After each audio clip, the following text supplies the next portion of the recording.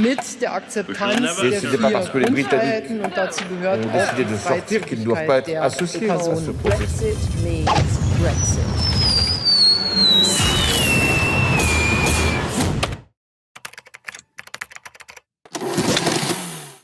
Hello and welcome to another Brexitometer brought to you by the Martin Center. It has taken almost 2.5 years after the referendum of June 2016, but Brexit is finally here in a precise shape and form.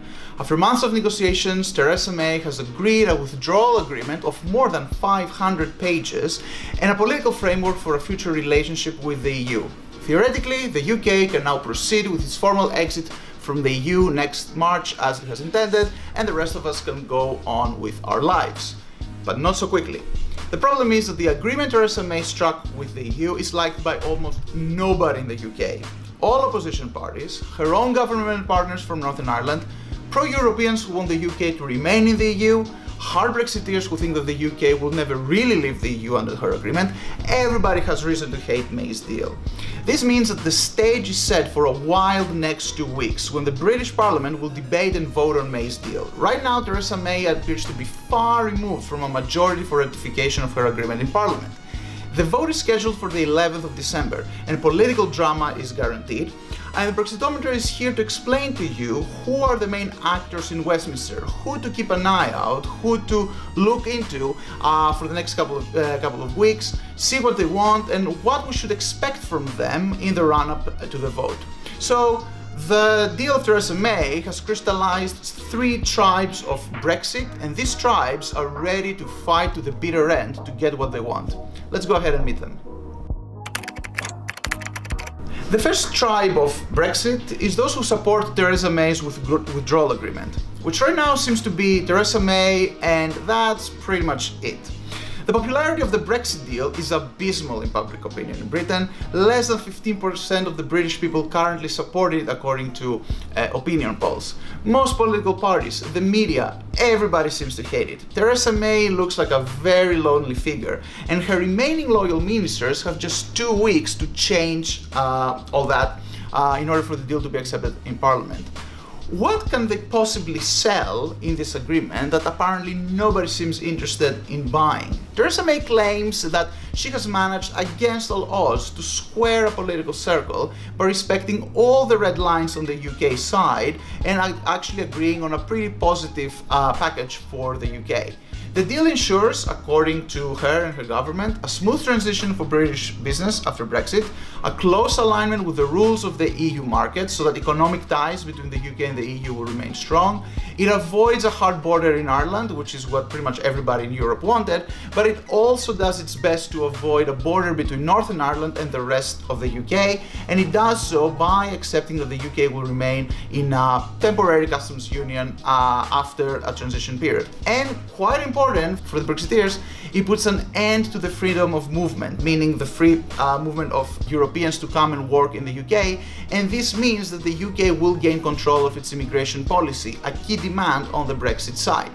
Now, we must give credit where credit is due. Theresa May, as well as Michel Barnier on the EU side, have concluded a very complex negotiation when many expected them to fail. Her main argument is it's either this deal or no deal, and no deal means important dangers, major dangers for the British economy and a major risk of disruption for everyday life in the UK. It's not sexy, it's not inspiring, it's not what the promises of Brexit were at the time of the referendum, but at least it will allow the UK to leave the EU while keeping some of the benefits of its close relationship.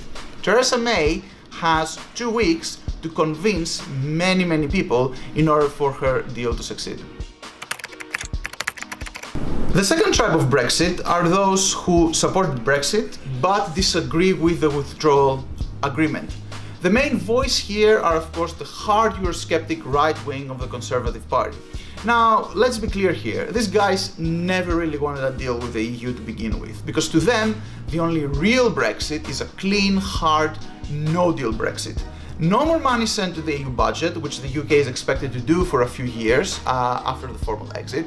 No transition, which the agreement foresees a transition of 2 years, perhaps even up to 4. No alignment with EU rules, which is what the agreement's customs union backstop foresees. take back control of trade, take back control of immigration, and take it back now. Boris Johnson and Jacob Rees-Mogg, they're the faces of this hard Brexit wing, and in the last few days they have been mobilizing a lot of support in the parliament. Their core support is perhaps 50 members, conservative members of parliament, but up until now, perhaps up to 100 conservative members of parliament seem to oppose the agreement. So these are all MPs that Theresa May has to gain back by convincing them that the deal is good for Brexit. Now, the other important actor in this group is the Northern Irish DUP, the Democratic Unionist Party, and they support Theresa May's government. They also want the UK to leave the EU, but for them the most important thing is for Northern Ireland to not have different rules and regulations applied to it than the rest of the UK. According to the agreement, if nothing else changes and there's no trade agreement between a future trade deal between the UK and the EU, the whole of the UK, both Great Britain and Northern Ireland, will enter into a customs union with the EU. And that's good because it means that both Great Britain and Northern Ireland are going to have the same rules. But Theresa May could not avoid that in her withdrawal agreement. There are things that say that in order to avoid still a hard border in Ireland, some additional rules of the customs union and the common market will apply to Northern Ireland, different to the rest of the UK.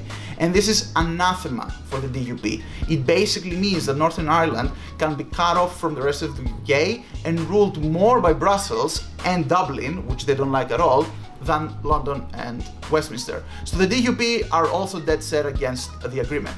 And finally, another actor who kind of really wants Brexit, won't really admit it, but he has said that he's going to vote against the deal no matter what, is Jeremy Corbyn, the leader of the Labour Party. Now, whatever his feelings about the EU, and we know he doesn't like it much, for Corbyn, Brexit is only about one thing: bringing down the Conservative government, causing a general election, him winning it, and becoming Prime Minister.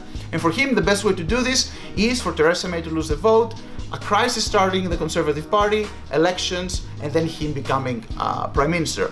Corbyn has announced that Labour will oppose the withdrawal agreement, but he has not presented any alternative to what he will do if it fails. If he becomes Prime Minister, he may just sign the same agreement all over again. But again, this increases the degree of difficulty for Theresa May to win support for her deal in Parliament. The third tribe of Brexit are those who oppose Theresa May's deal, but for the opposite reason than the second tribe. This group wants nothing less than to stop Brexit altogether and keep the UK in the EU. Now, this is a very diverse group. It includes a handful of pro-EU conservatives, and yes, such a thing still exists. Many people in the Labour Party, as well as the Scottish National Party, the Liberal Democrats, the Greens, pretty much the rest of the opposition. But the real force in this tribe is the so-called People's Vote campaign, a well-organized and funded advocacy coalition that has been pushing over the last few weeks for the idea of a second referendum in order to reverse the result of the first one. The idea is that if Theresa May's deal fails and the parliament is deadlocked and the risk of no-deal Brexit arises, the British people are going to come to their senses, and if a second referendum takes place, they're going to vote for the UK to remain in the EU. The People's Vote supporters are convinced that once British people realize the costs of Brexit, they will vote to overturn it. Now, is a second referendum a realistic option? Maybe, but it's also not certain that that's going to be the outcome if Theresa May's deal fails. So the anti-Brexit tribe is taking the risk of a no-deal Brexit if May's deal fails in Parliament, and of course they cannot be sure about the outcome of a new referendum either. No-deal Brexit or some other kind of Brexit deal may be preferred by the British public than just no Brexit at all. Opinion polling is not very clear at this point. In any case, there are only 2 weeks until Parliament votes on a Brexit. There are only 4 months until the UK formally leaves the EU. So for the pro-European tribe, it's now or never. And for the first step for them is ensuring that May's deal fails in Parliament, and that's why they're going to vote against it.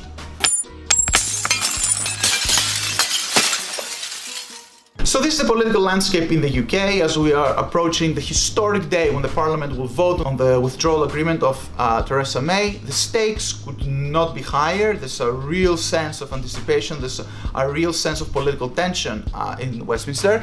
If the deal fails, which right now looks like the most probable scenario because it is opposed by both opponents and supporters of Brexit, all bets are off. The UK will find itself in a political crisis, the British economy and the pound will be faced with the prospect of a crash, and the EU as well will face the prospect of severe disruption in its relationship with the EU. As we said, the day of the vote is September 11, less than 2 weeks from now. There are dozens of scenarios about what will happen if the deal fails. There's also a few scenarios even when the deal passes. It's not going to be the end of the story even then. So we will have a special Brexitometer right after the vote takes place to explore the way ahead, depending on what has happened. This is going down to the wire, and as always, Brexitometer will be your companion to help you make sense of it all. Stay tuned, and until next time, take care. Mit der Akzeptanz der 4 Grundfreiheiten und dazu gehört auch die Freizügigkeit der Personen. Brexit means Brexit.